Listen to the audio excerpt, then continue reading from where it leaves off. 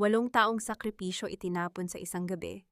Habang niluluto ko ang anibersaryo namin, nilalamas ni Dario ang buntis na kabit sa kwarto ko. Katulong ka lang, amihan. Wala ka ng silbi, ma'am. Dura niya. Hindi nila alam hawak ko na ang leeg ng kanilang yaman. Tapos na ang pagiging martir. Oras na para sunugin ang inyong imperyo. Paano kaya luluhod ang mga De Vera sa reynang pilit nilang inalipin? Maingat kong inilalatag ang huling piraso ng sariwang pechay sa ibabaw ng umuusok na kare-kare.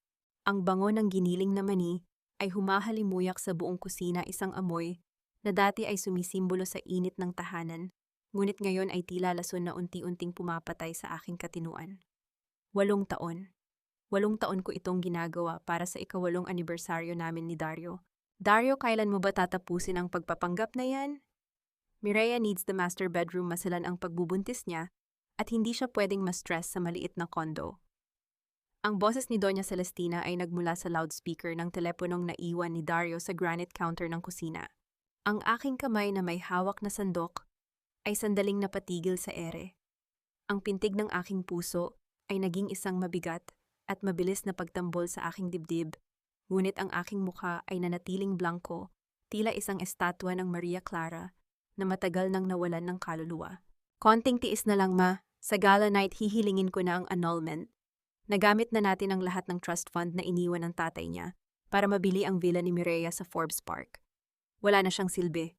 Sagot ni Dario, ang boses niya ay puno ng pangungutya at kawalan ng galang. Amihan is just a glorified maid who doesn't need to be paid. Hayaan mo, pagkatapos nito itatapon ko na siya pabalik sa kalsada kung saan siya galing. Isang malamig na hangin ang tila dumaan sa aking batok. Ang bawat salita ni Dario ay parang mga piraso ng bubog na pilit isinasaksak sa aking pandinig. Hindi ako huminga. Hindi ako kumurap.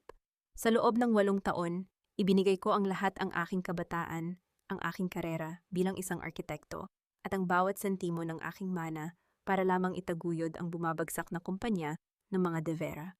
At ngayon, ang pasasalamat na natanggap ko ay ang malamig na katotohanan na ako ay isa lamang kasangkapan na tapos na nilang pakinabangan. Narinig ko ang yabag ng kanyang mamahaling sapatos sa itaas ng tiles. Mabilis kong ibinaba ang sandok at itinuon ang aking atensyon sa pag-aayos ng lamesa. Pumasok si Dario sa kusina, suot ang kanyang designer suit, mukhang matikas at kagalang-galang, isang imahe na binuo ko gamit ang aking sariling pawis at pera. Is the dinner ready, amihan? Nagugutom na ako. Utos niya, hindi man lang tumitingin sa aking mga mata. And by the way, pakilinisan ang mga sapatos na gagamitin ko para sa gala bukas. I want them to be mirror shiny. Huwag mong kakalimutan, mahalaga ang gabing iyon para sa reputasyon ng mga De Vera. Tiningnan ko ang sapatos na itinuro niya. Isang pares ng Italian leather na ako mismo ang bumili para sa kanya noong nakaraang buwan bilang regalo. Marahan akong tumango. Of course, Dario.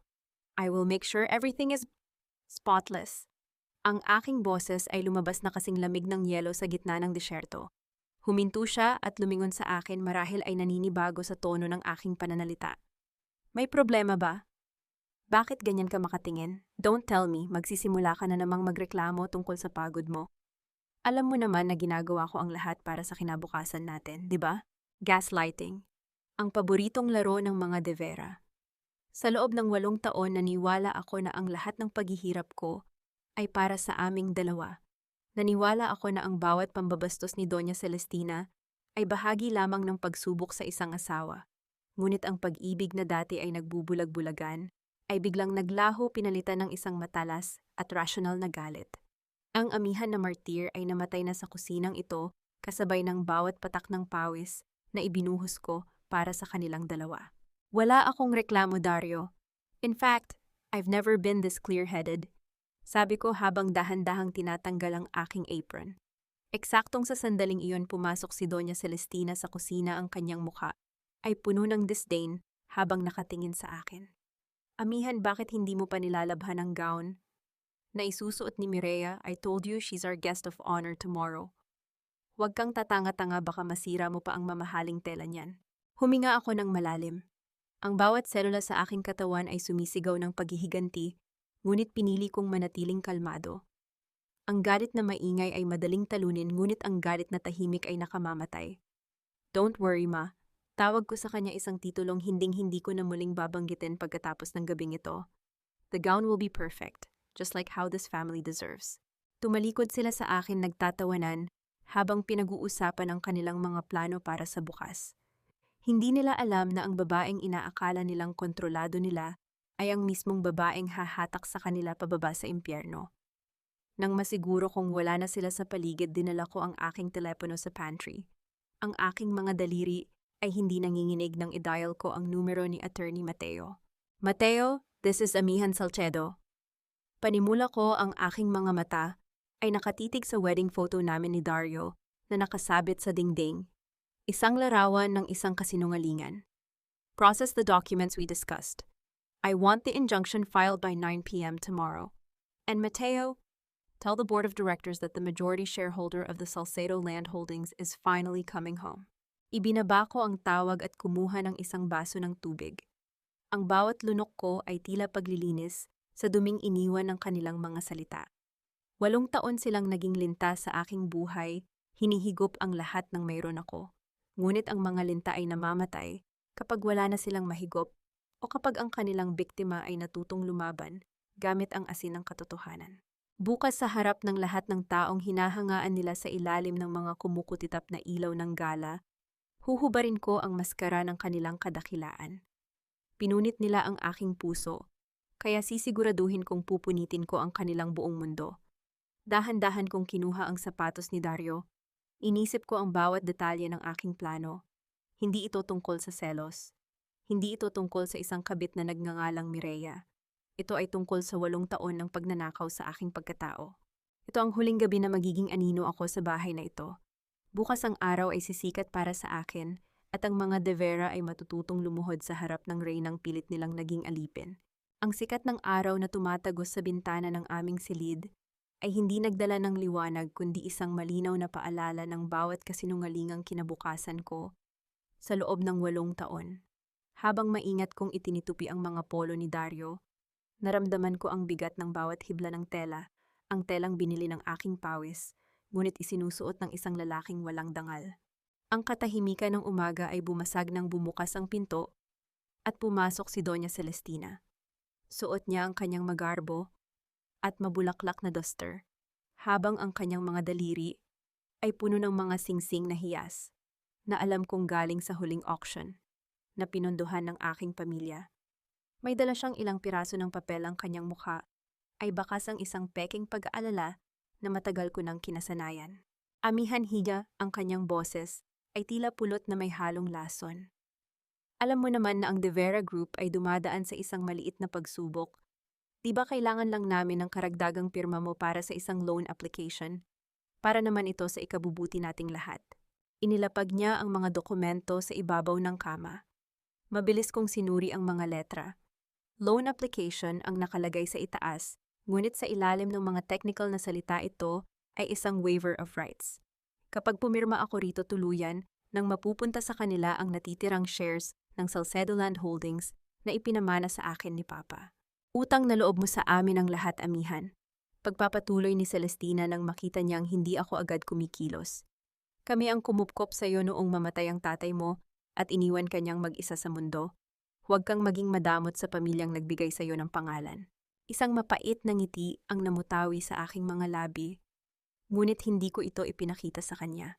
Ang pagkupkop na sinasabi niya ay ang paggamit sa akin bilang isang libreng manager ng kanilang mga ari-arian at ang unti-unting paglimas sa aking kaban. Siyempre ma, gagawin ko ang lahat para sa pamilya, sabi ko habang kinukuha ang ballpen. Dahan-dahan kong inilapat ang dulo ng panulat sa papel.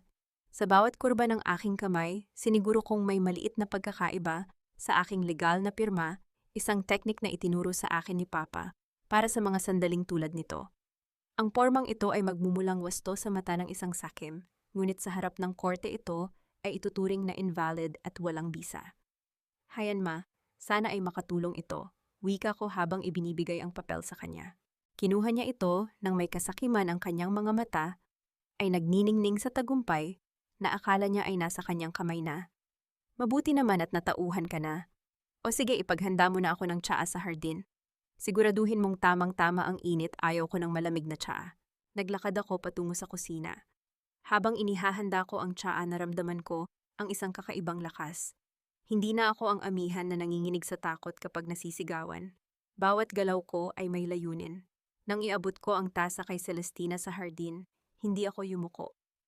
Tinitigan ko siya ng diretso sa mga mata, habang dahan-dahang inilalapag ang tsa sa lamesa. May isang awtoridad sa aking mga kilos na nagpatigil sa kanyang paghigop.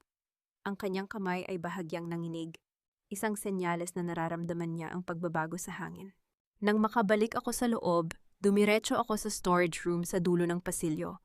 Ang silid na ito ay puno ng alikabok at mga lumang gamit, ngunit sa gitna ng lahat nahanap ko ang isang malaking itim na kahon.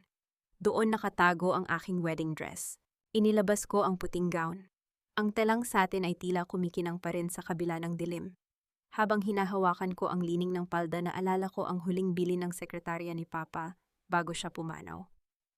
Amihan, ang kasal mo ang magiging protection mo, hindi dahil sa lalaking papasalan mo, kundi dahil sa kung ano ang nakatago sa iyong suot. Maingat kong kinapa ang bawat tahi. Sa pinakailalim na bahagi ng lining malapit sa laylayan, may naramdaman akong matigas na bagay. Gamit ang isang maliit na gunting, dahan-dahan kong binuksan ang tahi. Isang maliit na silver na susi at isang manipis na microfilm ang lumabas mula sa loob ng tela.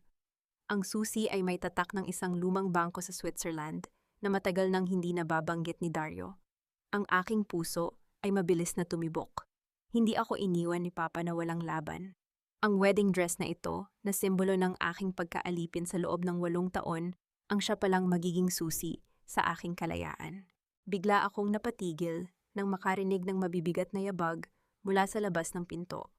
Ang tunog ng pagpihit ng doorknob ay tila isang babala sa aking pandinig. Ang bawat hakbang ay papalapit-papalapit sa kinaroroonan ko. Mabilis kong itinago ang susi at microfilm sa aking bulsa at pilit na ibinalik ang gown sa kahon, ngunit huli na. Ang pinto ay bumukas ng malakas na lumikha ng isang matinding kalabog sa pader. Doon sa may pintuan nakatayo si Dario. Ang kanyang mga mata ay naniningkit sa suspisya habang nakatingin sa akin at sa bukas na kahon ng aking wedding dress. Anong ginagawa mo rito, amihan? Ang kanyang boses ay puno ng pagduda at panganib. Bakit mo kinalikot ang gown na iyan? May itinatago ka ba sa akin? Ipinapaalala ko lang sa sarili ko kung gaano ako naging tanga noong araw na isinuot ko ito. Dario, ang aking boses ay kalmado, walang bakas ng kaba, kahit na ang aking puso ay tila gustong tumalon palabas ng aking dibdib. Dahan-dahan akong tumayo at hinarap siya. Hindi ko tinago ang gown. Hinayaan ko itong nakalabas, isang puting paalala ng aming sumpaan na ngayon ay wala ng silbi. Ang aking titig ay malamig at diretso, isang bagay na hindi niya nakasanayan sa loob ng 8 taon. Bahagyang natigilan si Dario. Inasahan niya marahil na hihingi ako ng paumanhin o magpapaliwanag ng mabilis. Ngunit ang aking katahimikan ay nagdulot sa kanya ng pagkakailang.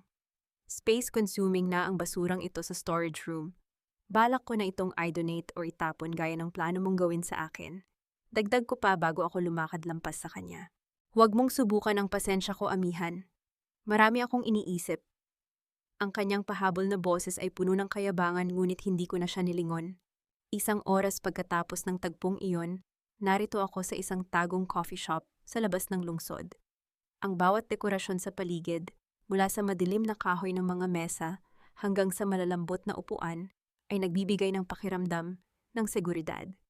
Sa harap ko ay nakaupo si Attorney Mateo. Ang kanyang salamin ay sumasalamin sa liwanag ng mga bombilya at ang kanyang mukha ay seryoso habang binabasa ang microfilm na ipinadevelop ko ng mabilis. Hindi lang pagnanakaw ang ginawa nila, amihan. Ang boses ni Mateo ay mababa at puno ng babala. Ang De Vera Group ay matagal ng bangkarote. Ang bawat proyektong ipinagmamalaki ni Dario ay pinondohan ng trust fund ng tatay mo na iligal nilang kinuha sa pamamagitan ng mga peking dokumento. At ang pinaka-importante, ang lupang kinatatayuan ng kanilang main factory ay nakapangalan pa rin sa iyo. Hindi ito kasama sa marital assets dahil ito ay inheritance. Naramdaman ko ang isang matalim na sakit sa aking sentido. Higit pa sa pera, ang pambabastos nila sa alaala ni Papa ang nagpapakulo ng aking dugo. Gusto kong bawiin ang lahat, Mateo. Walang ititira. Magagawa natin yan. Pero kailangan nating mag-ingat sa gala bukas. Yun ang tamang oras para isara ang bitag, sagot niya. Eksaktong sa sandaling iyon ang katahimikan ng coffee shop ay nabasag sa pagpasok ng isang grupo ng mga kababaihan. Ang kanilang tawanan ay maingay at puno ng kayabangan. Sa gitna nila ay si Mireya suot ang isang hapit na asul, na damit na nagpapakita ng kanyang nagsisimulang umbok sa tiyan. Ang kanyang mga mata ay naningkit nang makita niya ako. Oh, look who's here! Ang soon-to-be ex-wife na mukhang naghahanap na ng bagong kalaro. Ang kanyang boses ay malakas sadyang ipinaparinig sa lahat.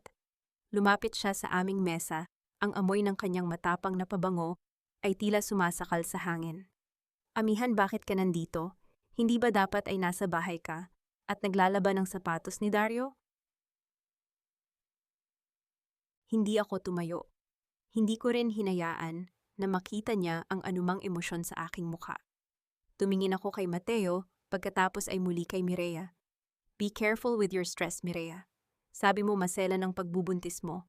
Baka kapag lumabas ang katotohanan, hindi lang ang bata ang mawala sa iyo, kundi pati ang kalayaan mo. Ano bang sinasabi mo? Ang kanyang mukha ay namula sa galit, ang kanyang pa-victim na anyo ay unti-unting lumalabas. Inaapi mo ba ako dahil buntis ako? Dario told me you were bitter. But this is too much. Bitter bahap ko. Bahagya akong natawa, isang tunog na walang saya. Hindi ako bitter, Mireya. I am just counting the hours. Enjoy the attention for now, dahil bukas kahit ang sapatos na suot mo kukunin ko. Tumalikod ako at lumabas ng shop bago pa man siya makasagot. Ang bawat hakbang ko sa semento ay tila isang deklarasyon ng digmaan. Ngunit nang makasakay ako sa aking sasakyan, naramdaman ko ang marahang pag-vibrate ng aking telepono sa loob ng bag. Isang mensahe mula kay Mateo. Nang buksan ko ang litrato, ang aking mga daliri ay nanigas. Ito ay isang candid shot ni Dario at Mireya sa isang luxury baby boutique. Masaya silang pumipili ng isang golden crib. Ngunit hindi ang crib ang kumuha ng aking attention. Ito ay ang card na hawak ni Dario sa cashier. Iyon ang platinum credit card ni Papa, isang account na dapat ay matagal nang naka-freeze pagkatapos ng kanyang libing. Ginamit nila ang pera ng patay para sa anak ng kanilang kataksilan. Ang aking paningin ay nagdilim sa tindi ng puot. Ang kinuha nila ay hindi lang yaman kundi ang huling dignidad na iniwan ng aking ama. Sa gitna ng katahimikan ng sasakyan, tanging ang tunog ng aking sariling paghinga ang maririnig, isang paghinga na ngayon ay mas mabilis at mas mapanganib. Gusto kong maging perpekto ang dinner party na ito, amihan. Ang mga investors na darating ay ang huling pag-asa para sa bagong proyekto ng De Vera Group. Ang utos ni Dario, habang nakatayo sa harap ng salamin, inaayos ang kanyang kurbata ng may labis na kapalaluan. And I don't want you just standing there. Gusto ko ikaw ang mismong magsilbi sa kanila. Ipakita mo ang pagiging masunuring asawa na ipinagmamalaki ni Mama. Tiningnan ko siya mula sa refleksyon ng salamin. Gusto mong maging katulong ako sa harap ng mga kasosyo mo sa negosyo, Dario, is that what you're saying? Huwag ka nang maraming tanong, just do it. Sagot niya nang hindi man lang ako nililingon. Isipin mo na lang na utang na loob mo ito sa amin. Kung hindi dahil sa apelido ko, wala ka sa posisyong ito. Nanatili akong tahimik. Ang bawat salita niya ay tila isang pako na ibinabaon ko sa kanyang sariling kabaong. Pumunta ako sa kusina at sinimulan ang paghahanda. Hindi para sa kanila kundi para sa aking sariling layunin. Nang sumapit ang gabi, ang mansyon ng mga De Vera ay napuno ng mga taong nagtatago sa likod ng mamahaling pabango at peking ngiti. Nakasuot ako ng isang simpleng itim na damit, sadyang nagmukhang mababa kumpara sa kintab ng mga bisita. Si Doña Celestina ay abala sa pagyayabang tungkol sa kabutihang loob ng kanilang pamilya, habang ako ay naglalakad sa gitna ng mga tao, dala ang isang tray ng mga mamahaling alak. Amihan, Hija, ang baso ni Mr. Aranas ay bakante na. Bilisan mo naman, huwag kang tatanga-tanga. Ang malakas na boses ni Celestina ay umalingaw-ngaw sa buong silid, sadyang ipinapahiya ako sa harap ng lahat. Nararamdaman ko ang mga mapanuring mata ng mga bisita. Ang ilan ay may awa, ang ilan ay may pangungutya. Lumapit ako kay Mr. Aranas at sinalina ng kanyang baso. Ang aking mga kamay ay matatag, walang panginginig. Ang bawat pagbuhos ng alak ay tila isang seremonya ng aking huling pagtitimpi. Pasensya na po, medyo mabagal lang talaga ang asawa ni Dario. Alam niyo na galing sa probinsya, ang dagdag ni Celestina na sinundan ng malakas na tawanan ng kanyang mga kaibigan.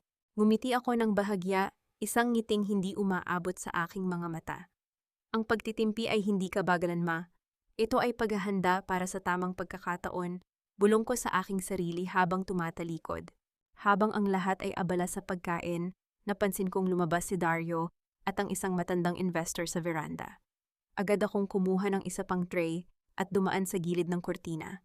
Isinandal ko ang aking likod sa pader, ang tunog ng hangin sa labas ay tila sumasabay sa bilis ng aking pag-iisip. Pinindot ko ang isang maliit na button sa aking relo, ang watch recorder na ibinigay ni Mateo. Don't worry, Mr. C. Bukas na bukas ililipat na ang lahat ng shares ng Salcedo Land Holdings sa pangalan ni Mireya. Siya ang magiging mukha ng bagong township project. Narinig kong sabi ni Dario, ang boses niya ay puno ng pananabik. Sigurado ka ba, hindi ba't ang asawa mo ang legal na tagapagmana niyan? Ang tanong ni Mr. Sai. Amihan, she already signed the waiver this morning. Akala niya ay loan application lang iyon. She's too stupid to understand legalities. Ang mahalaga, ang pera ay mapupunta sa atin at sa anak namin ni Mireya. Ang tawa ni Dario ay tila isang malakas na kalabog sa aking pandinig. Nanigas ang aking buong katawan. Hindi dahil sa gulat, kundi dahil sa tindi ng kumpirmasyon. Ang bawat hinala ko ay totoo. Ang bawat sakripisyo ko ay ginawa nilang hagdan para sa kanilang sariling kasakiman. Pinatay ko ang recorder at dahan-dahang lumakad pabalik sa loob. Ngunit bago ako makarating sa kusina, isang lalaki ang humarang sa aking daan. Siya ay si Mr. Fernando, isang respetadong investor na kilala bilang kaibigan ng aking ama. Inigo's daughter, right, ang kanyang boses ay mahinahon. Tinitigan niya ang aking mga mata ng may malalim na kahulugan. Nakita ko kung paano kanila ituring dito. Your father was a brilliant man, amihan. He didn't raise a servant. Kung kailangan mo ng tulong sa labas ng mansyong ito, alam mo kung saan ako hahanapin. Salamat po, Mr. Fernando, at sagot ko ng may dignidad. Ngunit ang basurang ito ay ako mismo ang maglilinis. I can handle my own trash. Tumango siya ng may paghanga bago lumakad palayo. Bumalik ako sa kusina at tinapos ang aking trabaho. Nang makaalis ang lahat ng bisita, pagod na pagod ang aking katawan, ngunit gising na gising ang aking diwa. Dumiretso ako sa storage room. Gusto kong makita muli ang aking wedding dress. Gusto kong hawakan ang huling ebidensya na nagpapatunay na hindi ako iniwan ni Papa na talunan. Ngunit nang buksan ko ang pinto ng cabinet, ang aking puso ay tila tumigil sa pagtibok.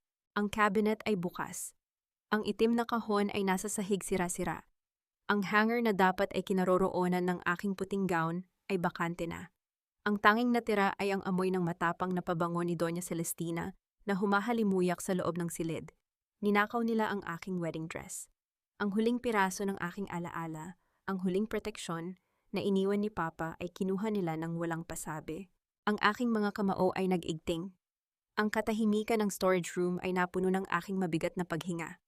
Ang aking plano ay kailangang maging mas mabilis, mas matalas at mas tinitiyak. Dahil kung akala nila ay nakuha na nila ang lahat sa akin, hindi nila alam na ang pinakamahalagang bagay ay nasa akin pa rin, ang katotohanang sila ang pumatay sa huling natitirang awa sa aking puso. Hindi ko kailangang maghanap ng matagal para malaman kung nasa ang aking wedding dress. Ang ingay ng tawanan ni Mireya at Doña Celestina sa master bedroom ay nagsilbing gabay sa aking mga paa. Huminto ako sa tapat ng bahagyang nakabukas na pinto. Ang aking paningin ay tumama sa puting tela na nakakalat sa sahig. Si Mireya ay nakatayo sa harap ng malaking salamin, habang ang isang mananahi ay abalang ginugupit ang mahabang laylayan ng aking gown. Ang disenyong pinagpuyatan ni Papa para sa akin ay binaboy nila ginawang mas maikli, mas hapit at mas malaswa para sa panlasa ni Mireya. Ang ganda nito, Magto, ang sabi ni Mireya habang hinahaplos ang mamahaling lace. Sayang naman kung mabubulok lang sa storage room. At least ngayon, magagamit ito sa isang totoong reyna sa gala bukas. Tama ka, Hija. Iyan ang tanging silbi ng babaeng iyon, ang maging supplier natin. Ang sagot ni Celestina habang humihigop ng wine. Naramdaman ko ang pag-init ng aking mga mata, ngunit hindi ito luha ng kahinaan. Ito ay apoy ng huling pagtitimpi. Ang susi at microfilm ay ligtas na nakatago sa aking secret compartment sa bangko na dinala ko kanina pang umaga. Ang ninakaw nila ay ang shell na lamang, ngunit ang bawat gupit nila sa tela ay tila paglaslas sa huling alaala ko kay Dario. Huminga ako ng malalim at pumasok sa silid. Agad akong nagkunwaring gulat at bagsak ang balikat. Di Dario, mama, bakit niyo ginagawa ito? Iyan ang tanging alaala ko mula sa kasal namin. Huwag kang aamihan. Ang pasigaw na sagot ni Dario, nakapapasok lang din sa kwarto. Isang pirasong tela lang iyan. Mireya needs it more than you do. Isa pa, kailangan naming magtipid dahil sa investment sa factory. Consider this your contribution. Lumuhod ako sa sahig, pilit na hinahawakan ang mga pinagtabasan ng tela. Please Dario, wag naman ito. Kahit ano, huwag lang ang gown ko. Ang aking pagganap ay perpekto. Nakita ko ang pag-angat ng mga balikat ni Dario sa sobrang kumpansya. Para sa kanya, ako pa rin ang talunang asawa na walang magawa. Ang kanilang mga tawa ay tila musika sa aking pandinig dahil mas mataas ang kanilang lipad, mas masakit ang kanilang pagbagsak. Nang iwanan nila ako sa kwarto para maghanda, mabilis akong tumayo at pinagpag ang aking damit. Walang bakas ng luha. Nilabas ko ang aking telepono at tinawagan si Attorney Mateo. Mateo, everything is set. Isagawa ang financial blackout sa eksaktong 9:00 ng gabi sa gitna ng programa. Ang utos ko, ang aking boses, ay matatag at walang panginginig. I-freeze ang lahat ng accounts na nakapangalan sa De Vera Group at bawiin ang credit limit ng lahat ng supplementary cards na konektado sa Salcedo Trust. Copy that, amihan. Ang mga pulis at ang Bureau of Internal Revenue ay naka-standby na rin. Good luck, ang sagot ni Mateo bago naputol ang linya. Dumiretso ako sa aking maliit na silid. Binuksan ko ang isang nakatagong vault sa ilalim ng aking kama. Inilabas ko ang isang itim na velvet box. Sa loob nito ay ang huling regalo ni Papa bago siya pumanaw, isang kwintas na gawa sa bihirang itim na perlas. Isinuot ko ito, ang lamig ng mga perlas sa aking balat ay tila nagbibigay sa akin ng lakas ng 10,000 sundalo. Hinarap ko ang litrato ni Papa sa aking pitaka. Dad, it's time. I'm taking back your legacy. Hindi nila alam na ang inakala nilang katapusan ko ay ang simula ng kanilang paglalaho. Suot ang isang simpleng itim na coat na nagtatago sa aking kagalakan, lumabas ako ng mansyon.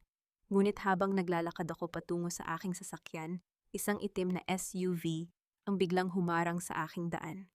Ang tunog ng mabilis na pagpreno nito ay lumikha ng isang nakabibinging katahimikan sa paligid. Bumukas ang pinto ng SUV at isang lalaking nakasuot ng leather jacket ang bumaba.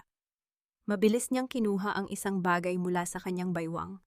Narinig ko ang pamilyar at nakatatakot na tunog ng pagkasa ng baril. Hindi ka makakarating sa party, senyora. Ang malamig na boses ng lalaki. Masyado ka ng madaming nalalaman. Nanigas ang aking buong katawan, ngunit ang aking isipan ay nanatiling rasyonal. Ang aking kamay ay dahan-dahang gumapang sa loob ng aking bulsa kung saan nakatago ang isang maliit na device. Hindi ako papayag na sa huling sandali ay mapipigilan ako ng mga De Vera. Ang dulo ng baril ay nakatutok na sa aking dibdib. Ang gabi ay madilim at ang tanging maririnig ay ang mabilis na tibok ng aking puso at ang malayo at mahinang tunog ng mga kuliglig. Ang malamig na dulo ng baril ay nakabaon sa aking dibdib, ngunit ang aking isipan ay tila isang computer na mabilis na nagkakalkula. Sa likod ng itim na SUV, nakita ko ang anino ng isa pang sasakyan. Hindi ako tanga para lumabas ng bahay nang walang proteksyon sa gabing ito. Sigurado ka ba sa ginagawa mo? Ang aking boses ay hindi nanginginig. Tinitigan ko ang mga mata ng lalaki. Dario hired you to stop me because he's afraid. Pero mas matakot ka sa taong may pambayad sa iyo ng triple. Bago pa man siya makasagot, ang katahimikan ng gabi ay nabasag sa pagdating ng 2 pang lalaki mula sa likuran niya. Hindi sila gumamit ng dahas na madugo. Sa isang mabilis na pagkilos, nadisarmahan nila ang gunman at itinulak ito sa loob ng kabilang sasakyan. Sila ang security team na kinuha ni Attorney Mateo para sa akin. Ayos lang po ba kayo, senyora? Ang tanong ng isa sa kanila. Ayos lang ako, sagot ko habang inaayos ang aking coat. Huwag niyo siyang sasaktan, dalhin niyo siya sa presinto at siguraduhin kumanta siya tungkol sa kung sino ang nag-utos sa kanya. May appointment pa ako sa isang party. Makalipas ang 30 minuto, narito na ako sa harap ng Grand Ballroom. Ang kintab ng mga chandelier ay tila nanunukso at ang bawat flash ng camera ay nagpapaalala sa akin na ang buong high society ng Maynila ay nakamasid. Pagpasok ko sa loob, ang mga bulong ay tila mga bubuyog na humuhuni sa aking paligid. Sa gitna ng entablado nakatayo si Dario. Hawak ang isang baso ng champagne. Sa tabi niya ay si Mireya suot ang aking wedding dress na ginawa nilang malaswa at bastos. Ang bawat lace na pinili ni Papa ay tila sumisigaw sa sakit sa katawan ng babaeng iyon. Ladies and gentlemen, ang boses ni Dario ay umalingaw-ngaw sa buong ballroom. Tonight we celebrate the new era of the Vera Group. But before that, I have to clear some unnecessary baggage. Amihan, come up here. Lahat ng mata ay nakatuon sa akin. Lumakad ako patungo sa entablado ng may dahan-dahang hakbang. Ang bawat tunog ng aking heels sa sahig ay tila isang countdown para sa kanilang pagkagunaw. Nang makatayo ako sa tabi niya, tinitigan ako ni Dario ng may halong puot at tagumpay. This woman, turo niya sa akin habang tumatawa ang mga tao. She's been a burden to this family for 8 years. Tonight, in front of everyone, I am officially announcing our annulment. At para tapusin na ang lahat ng ugnayan mo sa amin, biglang hinawakan ni Dario ang balikat ng aking itim na coat at buong lakas itong hinila. Ang tunog ng pagpunit ng tela ay lumikha ng isang nakabibinging katahimikan sa ballroom. Inaasahan niyang makikita ang aking pagkapahiya, ang aking pag-iyak sa harap ng lahat. Ngunit nang malaglag ang itim na coat, ang buong ballroom ay napasinghap. Sa ilalim ng coat, nakasuot ako ng isang nagniningning na red power suit. Ang kulay ay kasing pula ng dugo, kasing bagsik ng apoy. Ang itim na perlas sa aking leeg ay tila naglalabas ng sarili nitong liwanag. Hindi ako mukhang biktima, mukha akong isang reyna na handang pumatay. You're done, Dario. Ang aking boses ay mahinahon, pero umabot sa bawat sulok ng silid. Kinuha ko ang mikropono mula sa kanyang kamay bago pa siya makakilos. My turn, sabi ko. Sa isang iglap, ang malaking screen sa likod namin na dapat ay magpapakita ng bagong township project ay biglang nagbago.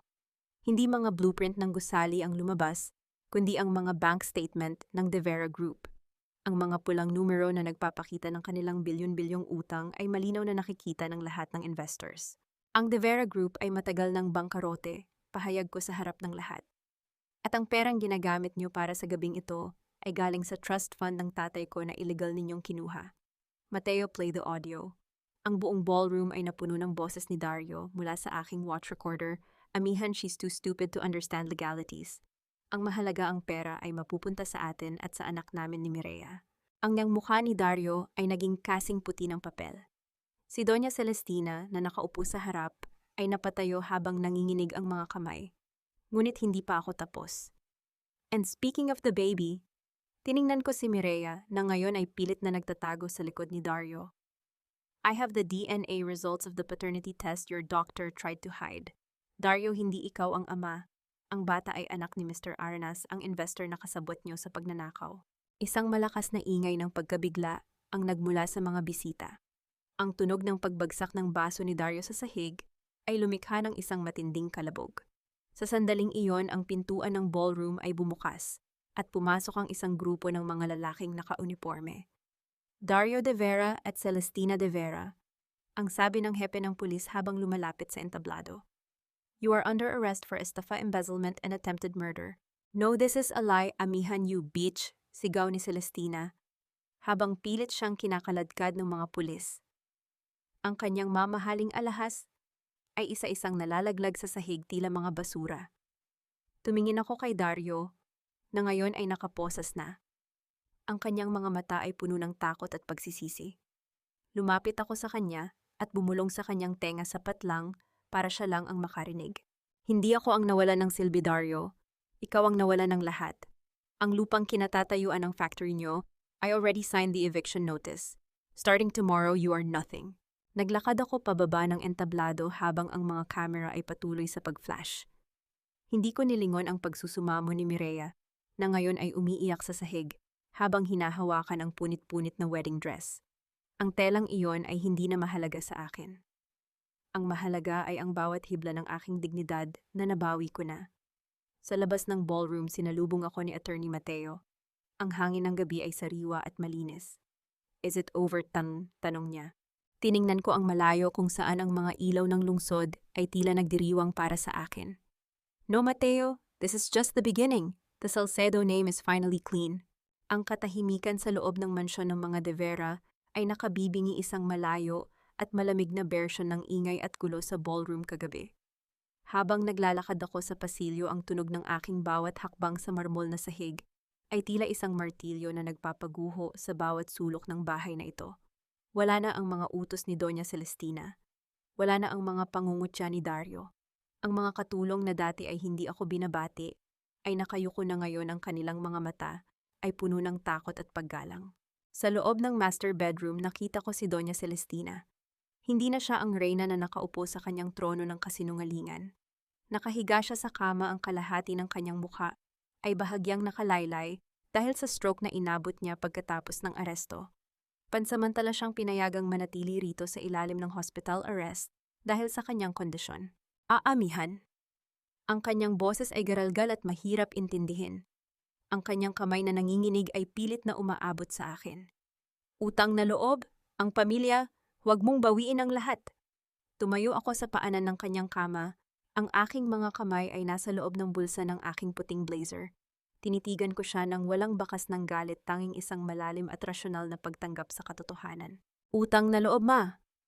Ang aking boses ay malumanay, pero kasing talas ng labaha. Ipinapaalala niyo ba ang utang na loob na sinisingil niyo sa akin sa loob ng 8 taon habang ninanakawan niyo ang tatay ko? Ang pamilyang sinasabi niyo ay ang pamilyang nag-utos. Napatayin ako kagabi para lang maitago ang inyong mga nakaw na yaman. Mamali ang akala mo, pilit niyang dugtong ang kanyang mga mata, ay nagsisimulang mangilid ng luha-luha ng pagsisisi o marahil ay luha ng takot sa darating na kinabukasan. Ang tanging mali rito, ma, ay ang pag-aakala nyo na mananatili akong bulag. Pagpapatuloy ko habang inilalabas ang isang folder mula sa aking bag. This is a notice of seizure. Lahat ng kagamitan sa bahay na ito, pati ang bahay na mismo, ay kasama sa liquidation para mabayaran ang mga utang nyo sa Salcedo Trust. May 3 oras kayo para kunin ang inyong mga personal na gamit na hindi binili ng pera ko.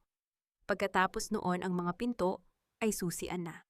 Iniwan ko siyang humihikbi nang walang tunog at dumiretso ako sa kulungan kung saan pansamantalang nakapiit si Dario habang hinihintay ang kanyang bail hearing. Ang amoy ng kulob na hangin at luma na bakal ay sumalubong sa akin. Nang makita ako ni Dario sa likod ng rehas, agad siyang lumapit, ang kanyang mukha ay gusot-gusot at puno ng desperasyon. Amihan, salamat at dumating ka. Ang kanyang boses ay puno ng huwad na pag-asa. Makinig ka, alam kong galit ka. Pero ginawa ko lang ang lahat dahil sa pressure ni Mama at sa kumpanya. Mahal kita, amihan. Please bawiin mo ang mga demanda. Pwede tayong magsimula muli. Iiwan ko si Mireya, isusumpa ko siya. Tinitigan ko siya ng may halong pandidiri. Hanggang sa huli, ang kanyang pagiging pa-victim at gaslighting ay hindi nagbabago. Mahal mo ako, Dario. Mahal mo ba ako noong ninanakawan niyo ang tatay ko? Mahal mo ba ako nung ipinagmalaki mo ang kabit mo sa harap ng lahat? O mahal mo lang ang pera ko na nagpapakain sa'yo sa loob ng 8 taon? Amihan, please. Huwag kang maging malupit, ang kanyang pagsusumamo habang pilit na hinahawakan ng rehas. Mag-asawa tayo, for better or for worse, di ba? Ang worse ay natapos na kagabi, Dario. At ang better ay ang buhay ko nang wala kayo. Ang sagot ko nang may deadly calm. Inilipat ko na ang lahat ng shares ng De Vera Group sa ilalim ng Salcedo Land Holdings. Ang kumpanya nyo ay wala na. Ikaw ay wala na. At tungkol sa pagsisimulang muli na sinasabi mo, gawin mo iyan sa loob ng selda habang binibilang mo ang mga taon ng iyong sentensya. Tumalikod ako at hindi na nilingon ang kanyang mga sigaw ng pagmumura na mabilis na napalitan ng iyak. Habang lumalabas ako ng presinto, sinalubong ako ng mainit na sikat ng araw. Isang itim na kotse ang huminto sa tapat ko. Lumabas si Attorney Mateo at binuksan ang pinto para sa akin. The board of directors is waiting, amihan. The rebranding starts today. Balita ni Mateo nang may tipid ng ngiti. Good, sagot ko habang sumasakay sa sasakyan. Wala nang De Vera Group. Mula ngayon, ang bawat lupang tinatapakan nila ay maaalala nila bilang lupang pag-aari ng Salcedo. Habang umaandar ang sasakyan, tiningnan ko ang aking mga kamay. Malinis. Wala nang dumi ng nakaraan. Ang imperyong binuo sa kasalanan ay tuluyan ng gumuho at sa ibabaw ng mga guho nito, itatayo ko ang isang buhay na puno ng katarungan at tunay na kapangyarihan. Hindi ko akalain na ang huling pagkikita namin ng babaeng nagnakaw ng aking asawa ay sa loob ng isang madilim at masikip na detention cell. Ang amoy ng luma at kinakalawang na bakal ay humahalo sa amoy ng mura at matapang na sabon. Sa gitna ng selda nakaupo si Mireya. Wala na ang kanyang ningning. Ang kanyang buhok ay gulo-gulo at ang suot niyang asul na damit ay gusot-gusot na tila sumasalamin sa kanyang nasirang pangarap. Nang marinig niya ang tunog ng aking sapatos sa malamig na semento, mabilis siyang napaangat ng tingin. Ang kanyang mga mata ay naniningkit sa galit, ngunit may bahid ng desperasyon. Nandito ka ba para pagtawanan ako, amihan? Ang kanyang boses ay paos, ngunit puno pa rin ng lason. Natutuwa ka na ba na nakulong ang kaisa-isang lalaking nagmahal sa iyo? You're so heartless. Buntis ako pero wala kang pakialam. Lumapit ako sa rehas sapat lang para makita niya ang kawalan ng emotion sa aking mukha. Inilabas ko ang isang puting envelope mula sa aking bag. Nandito ako para tapusin ang kwento mo, Mireya. Ang boses ko ay kalmado, bawat salita ay may bigat ng katarungan. Huwag mo nang gamitin ang bata para makuha ang awa ko. Alam nating dalawa na ang batang iyan, ang ginamit mong sandata, para pasukin ang pamilya De Vera. Pero nakalimutan mo ang isang mahalagang bagay, ang mga De Vera ay mga linta. At ang mga linta kapag wala ng mahigop na dugo, ay naghahanap ng bagong biktima. Anong sinasabi mo? Ang kanyang boses ay nagsimulang manginig. Ito ang DNA report na nakuha ni Mateo mula sa klinik na sinubukan mong sunugin. Inabot ko ang papel sa pagitan ng mga rehas.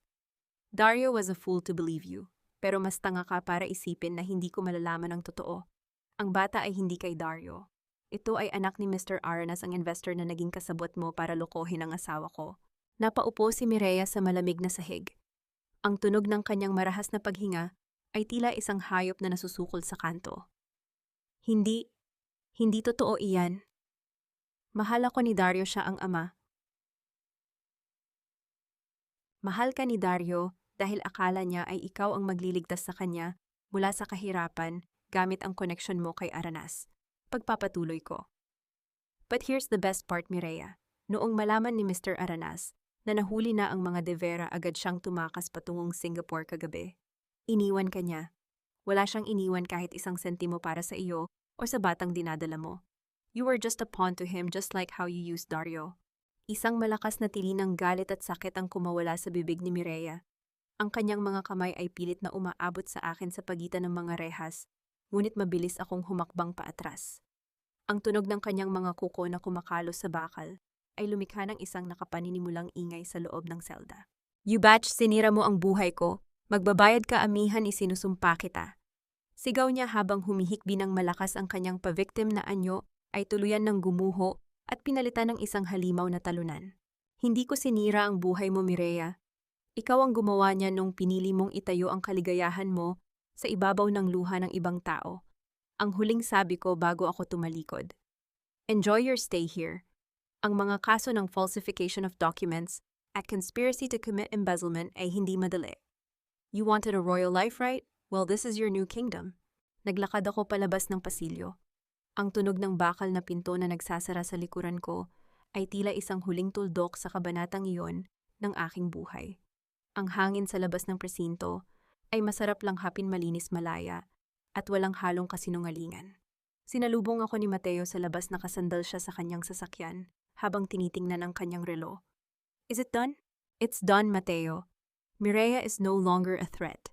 She's just a woman facing the consequences of her own choices. Sagot ko habang sumasakay sa sasakyan. Good. Dahil may huling balita ako. Ang seryosong tono ni Mateo ay nagpatigil sa akin. Natagpuan na ang huling bank account ni Doña Celestina sa ibang bansa. Pero may isang pangalan na nakalagay doon bilang co-owner na hindi natin inaasahan. Isang taong matagal nang nawala sa buhay mo. Naramdaman ko ang mabilis na pagtibok ng aking puso. Ang aking kamay ay mahigpit na humawak sa strap ng aking bag. Isang bagong misteryo ang bumukas sa gitna ng aking tagumpay. Sino, Mateo? Tanong ko. Tinitigan ako ni Mateo ng malalim bago niya binanggit ang pangalang nagpatahimik sa buong mundo ko. Ricardo Salcedo.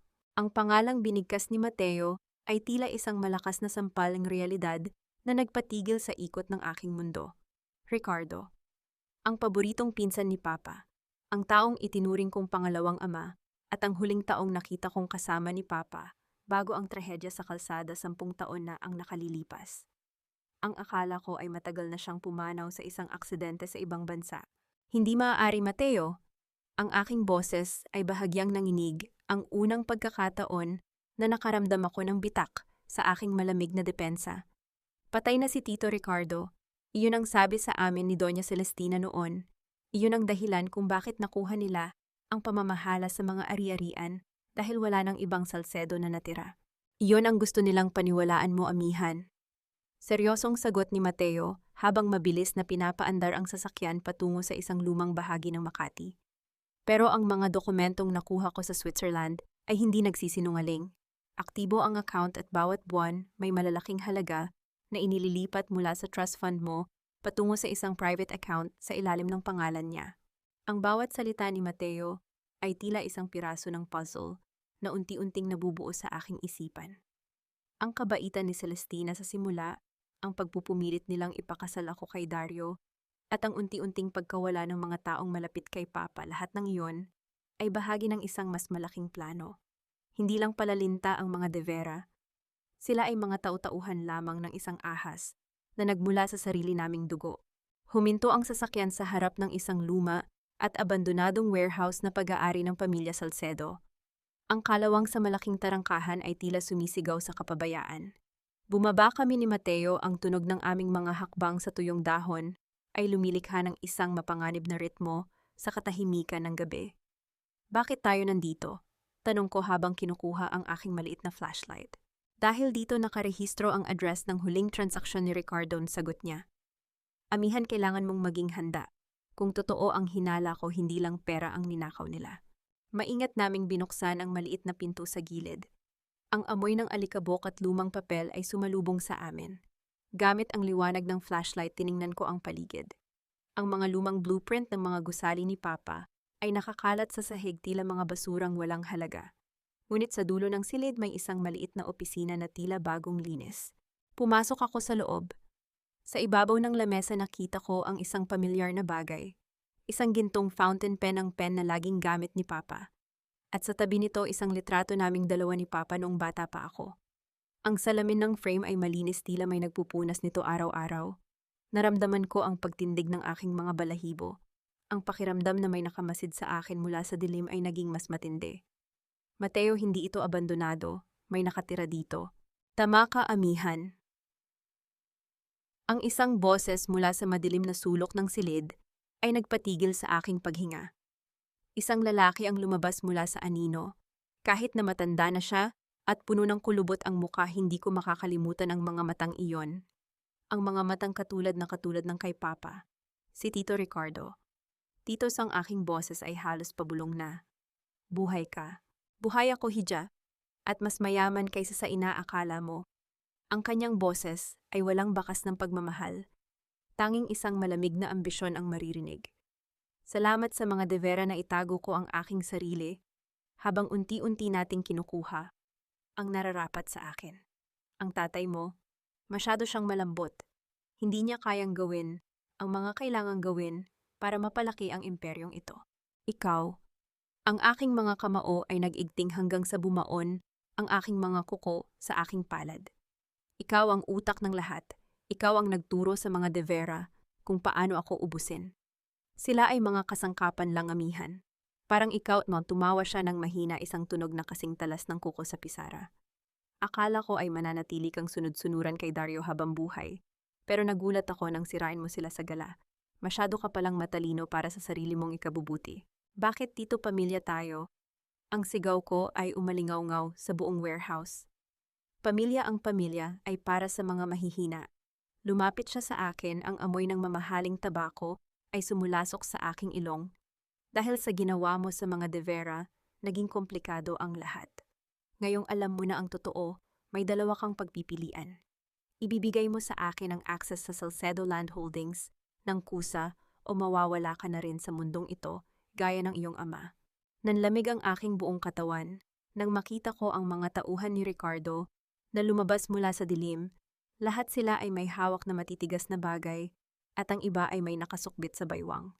Si Mateo ay agad na humarang sa harap ko, ngunit alam kong dehado kami. Tiningnan ko si Ricardo ng diretso sa mga mata. Ang takot na naramdaman ko kanina ay mabilis na napalitan ng isang mapanganib na katuwiran. Akala mo ba ay pupunta ako rito ng walang backup dito? Anong sinasabi mo? Ang kanyang ngiti ay unti-unting naglaho. Tingnan mo ang telepono mo, sabi ko habang dahan-dahang itinaas ang aking sariling phone. Eksaktong 5 minuto na ang nakalilipas ang lahat ng ebidensya ng iyong mga transaksyon mula sa Switzerland account patungo sa mga shell companies mo dito sa Pilipinas ay naipadala na sa Anti-Money Laundering Council at ang lokasyon ng warehouse na ito naka-broadcast na sa mga autoridad. Ang tunog ng malayo at mabilis na sirena ng mga pulis ay nagsimulang marinig mula sa labas. Ang kanilang asul at pulang ilaw ay tumatagos na sa mga siwang ng warehouse. "You brat!" Susugod sana si Ricardo, ngunit mabilis siyang napigilan ni Mateo. "Ang akala mo ay laro lang ito, Ricardo." Ang huling sabi ko habang ang mga autoridad ay nagsisimulang pumasok sa warehouse. "Pero sa bawat taon na ninakaw niyo sa akin 10 taon, ang ipambabayad mo sa impyerno." Ngunit habang kinakaladkad si Ricardo ng mga pulis, lumingon siya sa akin nang may isang nakatatakot na ngiti. "Akala mo ba tapos na, amihan? Look at Mateo. Ask him. Ask him about the night your father died. Ask him who was driving the other car." Ang aking paningin ay dahan-dahang lumipat kay Mateo. Ang kanyang mukha ay biglang naging blangko at ang kanyang mga mata ay umiwas sa akin. Isang bagong lason ang pumasok sa aking sistema, mas masakit kaysa sa anumang kataksilan na naranasan ko. Ang mga asul at pulang ilaw ng mga sasakyan ng pulis ay sumasayaw sa mga bitak ng lumang pader ng warehouse na lumilikha ng isang nakapaninimulang imahe ng kaguluhan. Sa gitna ng ingay ng mga radyo ng pulis at ang tunog ng mga bakal na posas na isinasara sa mga kamay ni Ricardo, ang mundo ko ay tila tumigil sa pag-ikot. Ang tanging malinaw na nakikita ko ay ang likod ni Mateo na ngayon ay tila isang estranghero sa aking paningin. Mateo, ang aking boses, ay isang mahinang bulong ngunit sa gitna ng katahimikan. Sa pagitan naming dalawa ito, ay tila isang malakas na pagsabog. "Tumingin ka sa akin." Dahan-dahang humarap si Mateo. Ang kanyang mga mata na dati ay puno ng talino at katapatan ngayon ay puno ng isang malalim at madilim na pagsisisi. Hindi siya nagsalita. Ang kanyang pananahimik ay ang pinakamasakit na kumpirmasyon na kailangan ko. "Totoo ba?" Ang tanong ko, ang bawat salita ay tila isang piraso ng yelo na bumabara sa aking lalamunan. "Ikaw ba ang nagmamaneho ng kabilang sasakyan noong gabing mamatay si Papa?" Isang mapait na tawa ang kumawala sa bibig ni Ricardo habang kinakaladkad siya ng 2 pulis palabas. "Hindi siya ang nagmamaneho, amihan, pero siya ang nagbigay sa akin ng signal kung nasaan ang sasakyan ng tatay mo. Siya ang aking mga mata sa loob ng Salcedo Land Holdings. 10 taon na ang nakalilipas. Isang batang law student na nangangailangan ng pera para sa may sakit na ina. Hindi ba, Mateo? Umalis na kayo." Sigaw ni Mateo sa mga pulis. Ang kanyang boses ay puno ng galit na may halong desperasyon. Nang tuluyan ng mailabas si Ricardo, muli siyang humarap sa akin. Ang kanyang mga kamay ay nanginginig. "Amihan, makinig ka." Simula niya ngunit itinaas ko ang aking kamay para patigilin siya. 8 taon akong nabuhay sa kasinungalingan ng mga De Vera, Mateo. Ang aking boses ay naging malamig at rasyonal. Ang aking deadly calm na depensa ay muling bumalik para protektahan ang aking natitirang dignidad. "Akala ko ikaw ang tanging katotohanang natira sa buhay ko. Akala ko ikaw ang katarungang matagal ko nang hinahanap. Pero ang katarungan mo ba ay binuo sa ibabaw ng dugo ng tatay ko?" Ginawa ko ang lahat para bumawi. Ang sigaw ni Mateo, ang mga luha ay nagsisimulang pumatak sa kanyang mga pisngi. Simula noong gabing iyon, hindi ako nakatulog ng maayos. Inialay ko ang buhay ko para protektahan ka.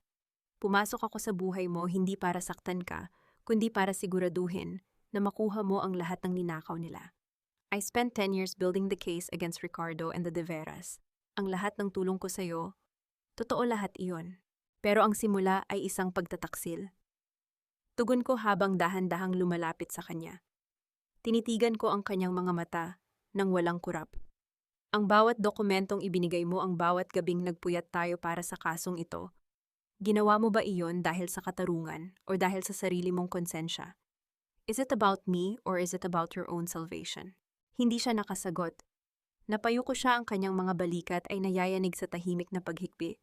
Sa puntong ito, ang isang mahinang babae ay marahil ay iiyak at yayakapin siya, tatanggapin ang kanyang paghingi ng tawad dahil sa laki ng naitulong niya. Ngunit hindi ako ang babaeng iyon. Ang amihan na binuo ng sakit at kataksilan ay hindi marunong magpatawad ng mabilis. Mateo, ang katarungan para kay Papa ay hindi pwedeng maging selektibo, sabi ko habang kinukuha ang aking bag.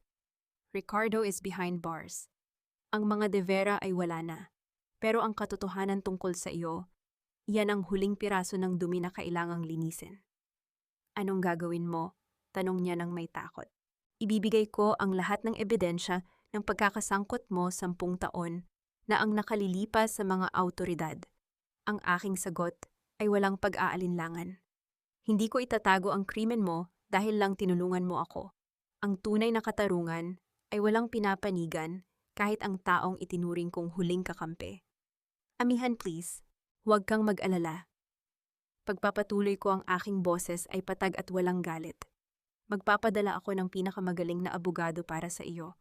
Hindi bilang kaibigan kundi bilang bayad sa lahat ng naitulong mo sa akin sa pagpapabagsak sa mga De Vera. Quits na tayo, Mateo, pero pagkatapos nito huwag mo nang susubukan na magpakita sa akin muli. Tumalikod ako at lumakad palabas ng warehouse. Ang tunog ng aking sapatos sa tuyong lupa ay tila isang huling pamamaalam. Sa labas ang hangin ay malamig at malinis, ngunit ang aking puso ay tila isang piraso ng bato, mabigat, matigas at hindi na madaling masaktan. Pagsakay ko sa aking sasakyan, kinuha ko ang gintong fountain pen ni Papa na nakuha ko mula sa opisina ni Ricardo. Hinawakan ko ito ng mahigpit. Ang huling kaaway ay natalo na, ngunit ang presyo ng tagumpay ay ang aking ganap na pag-iisa. Isang mensahe ang pumasok sa aking telepono mula sa aking bagong secretary sa Salcedo Land Holdings. Ma'am, the press conference is ready. The world is waiting for the new CEO. Tumingin ako sa salamin ng sasakyan. Inayos ko ang aking buhok at ang aking kwintas na itim na perlas. Ang mga mata sa salamin ay hindi na ang mga mata ng biktima ni Dario. Ito ang mga mata ng isang babaeng naghari sa sarili niyang bagyo. Let them wait, bulong ko. Ang reyna ay darating kapag handa na ang kanyang korona. Ngunit bago ko mapaandar ang sasakyan, napansin ko ang isang maliit na puting sobre na nakaipit sa ilalim ng aking upuan. Isang sulat na may sulat kamay ni Papa. Ang petsa ay sa mismong araw ng kanyang pagkamatay. Ang aking mga daliri ay bahagyang nanginig habang binubuksan ang sobre. Sa loob nito ay may isang pangungusap na nagpabago sa lahat ng plano ko para sa bukas. Ang puting sobre sa aking kamay ay tila may sariling bigat, isang piraso ng nakaraan na tumatama sa aking kasalukuyan. Sa loob ng madilim na sasakyan, tanging ang mahinang liwanag mula sa mga streetlights ang nagbibigay ng anyo sa sulat kamay ni Papa. Ang bawat kurba ng kanyang mga letra ay tila isang haplos na matagal ko nang hindi nararamdaman. Amihan, anak, panimula ng sulat.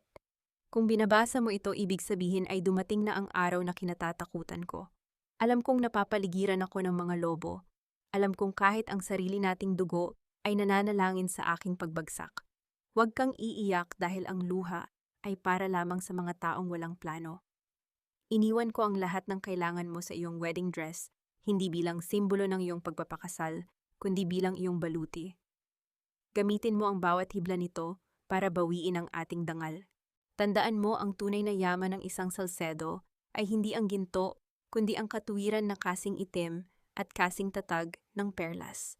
Isang malalim na paghinga ang kumawala sa aking dibdib. Walang luha, ang bawat salita ni Papa ay tila isang huling basbas sa aking mga ginawa. Alam niya ang lahat ng mangyayari at hinayaan niya akong dumaan sa apoy para lamang maging bakal ang aking pagkatao. Inilagay ko ang sulat sa loob ng aking bag at pinaandar ang sasakyan. Ang tunog ng makina ay tila isang mariing hudyat ng aking huling misyon. Ang gabi ay dahan-dahang naglalaho, nagbibigay daan sa isang madaling araw na puno ng pag-asa, ngunit para sa aking mga kaaway ito, ang simula ng kanilang walang hanggang kadiliman. Pagdating ko sa Salcedo headquarters, ang mga empleyado ay nakahanay sa lobby. Ang tunog ng kanilang sabay-sabay na pagbati ay umalingaw-ngaw sa malawak na hall. Hindi ako tumigil para makipagngiti. Dumiretso ako sa elevator, ang aking refleksyon sa salamin ay nagpapakita ng isang babaeng hindi na kayang basagin ng kahit anong bagyo. Sa loob ng boardroom naghihintay ang mga reporters.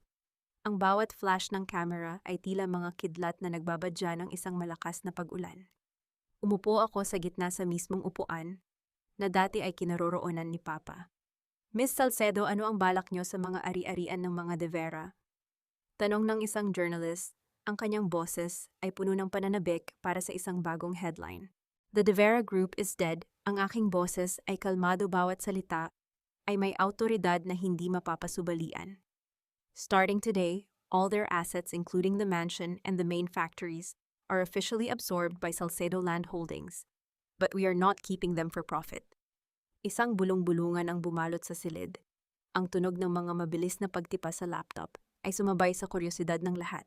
Ang De Vera Mansion ay gagawin nating isang crisis center para sa mga kababaihan at batang biktima ng pang-aabuso at manipulasyon. Pagpapatuloy ko, tumingin ako ng diretso sa camera, tila ba tinitingnan ko si Dario at Celestina sa loob ng kanilang mga selda. I want that house, which was once a prison of lies, to be a sanctuary of truth and healing. At ang lahat ng natirang pondo mula sa kanilang mga kinumpiskang ari-arian ay mapupunta sa scholarship ng mga anak ng mga empleyadong tinalikuran nila. Paano naman po ang tungkol kay Attorney Mateo at sa inyong pinsang si Ricardo? Tanong ng isa pa. The law will take its course, ang aking maikling sagot. Ang katarungan ay hindi namimili ng kaibigan o kamag-anak. Tapos na ang panahon ng pagtatago sa likod ng pangalan. Mula ngayon, ang bawat sentimo at bawat lupang hawak ng Salcedo ay magsisilbi sa bayan, hindi sa kasakiman. Tumayo ako bilang hudyat ng pagtatapos ng press conference. Sa aking paglakad palabas, naramdaman ko ang isang kakaibang gaan sa aking balikat.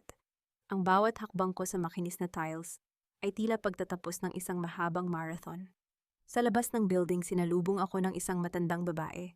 Si Aling Nena, ang dating kusinera ng mga De Vera, na tinanggal ni Celestina ng walang abiso dahil lamang sa pagtanda. Hawak niya ang isang maliit na puting bulaklak. Salamat, amihan, ang kanyang boses ay nanginginig sa pasasalamat. Binigyan mo kami ng boses. Tinanggap ko ang bulaklak. Isang simpleng jasmine. Ang bango nito ay mas matamis kaysa sa anumang mamahaling pabango na naamoy ko sa loob ng 8 taon. Ito ang tunay na tagumpay, hindi ang pagbagsak ng kaaway, kundi ang pagbangon ng mga taong naisama sa kanilang pagbagsak. Pumasok ako sa aking opisina at tiningnan ang malawak na tanawin ng Makati mula sa aking bintana. Ang langit ay asul na asul, tila nakikiramay sa aking kalayaan. Ngunit sa aking lamesa nakita ko ang isang maliit na memo mula sa security. Isang huling bisita ang naghihintay sa akin sa lobby. Isang taong hindi ko inaasahan, dala ang isang balita na magsasara sa huling sugat ng aking nakaraan. 1 taon na ang nakalilipas mula nang gumuho ang kaharian ng mga De Vera. Ngunit ang bawat alaala ng gabing iyon ay tila isang malinis na pilat na lamang sa aking pagkatao. Nakatayo ako sa rooftop ng Salcedo Tower, pinagmamasdan ang paglubog ng araw na nagbibigay ng ginintuang kulay sa buong lungsod. Ang hangin dito sa itaas ay sariwa at malaya-malayo sa lansa ng kataksilan na dati ay tila sumasakal sa bawat hininga ko. Ang mansyon na dati ay naging bilangguan ng aking dignidad ay puno na ngayon ng tawanan ng mga bata at pag-asa ng mga kababaihan. Ang Salcedo Foundation ay naging kanlungan ng mga tulad ko, mga babaeng piniling bumangon mula sa abo ng kanilang sariling pagdurusa. Sa tuwing bumibisita ako doon, hindi na ang galit ni Doña Celestina ang naririnig ko sa mga pasilyo, kundi ang tunog ng mga pangarap na muling binubuo. Nabalitaan ko ang huling kaganapan sa loob ng pambansang bilangguan. Si Dario ay isa na lamang bilang sa libu-libong preso. Ang kanyang dating kinang ay tuluyan ng nilamon ng dilim ng rehas. Si Doña Celestina naman ay nananatili sa isang charity ward ng ospital mag-isa. At nakalimutan ng mundong dati, ay pilit niyang pinaghaharian. Ang kanilang huling hiling na makita ako ay hinding-hindi ko pinagbigyan. Hindi dahil sa puot, kundi dahil sa kawalan ng pakialam. Ang kawalan ng pakialam ang pinakamasakit na parusa para sa mga taong ang tanging yaman ay ang kanilang sariling kayabangan. Tungkol kay Mateo, natapos na niya ang kanyang sentensya para sa kanyang pagkakasangkot. 10 taon na ang nakalilipas. Sa tulong ng mga abogdong ipinadala ko naging magaan ang kanyang parusa dahil sa laki ng naitulong niya sa pagpapabagsak sa mga tunay na utak ng krimen. Isang buwan na ang nakalilipas nang makatanggap ako ng isang maikling sulat mula sa kanya. Walang pilit na paghingi ng tawad, walang pagsusumamo. Isang simpleng pasasalamat lamang at balitang nagsisimula na siya ng bagong buhay sa malayo bilang isang simpleng legal consultant para sa mga mahihirap.